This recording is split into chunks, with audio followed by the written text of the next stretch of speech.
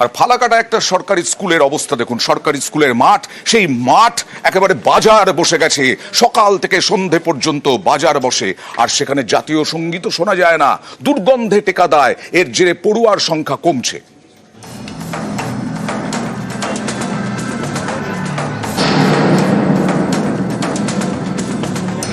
এটা স্কুলের মাঠ, এই মাঠেই প্রতিদিন বসে বাজার।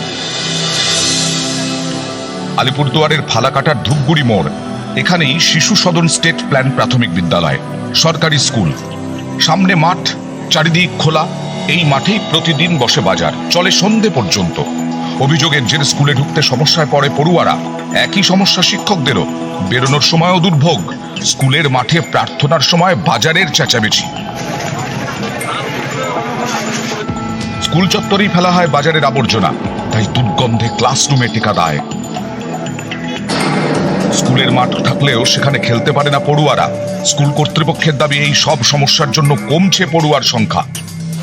3 বছর আগে স্কুলে পড়ুয়া ছিল প্রায় 200, এবছর সেটাই কমে দাঁড়ায় 80।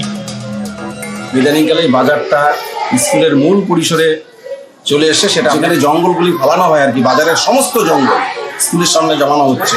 কোনো না কোনো ব্যক্তি বা সংস্থাই বাজারটা চালাচ্ছে। আমরা যখন স্কুলে প্রেয়ার লাইন করি, বাজারের লোকরা তখন বসে দুনিয়া চিৎকার চেঁচামেচি করে। আমাদের রান্নাঘরটা যে আছে ওখানটায় বাজারের লোকরা টয়লেট করে, আমরা ওই মাঠের মধ্যে খেলতে পারি না।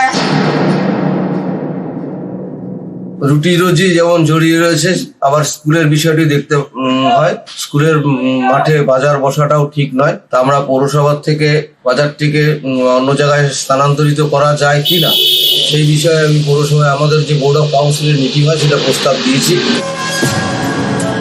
ফালাকাটা থেকে রাজকুমার কর্মকার, নিউজ 18 বাংলা। তমলুক।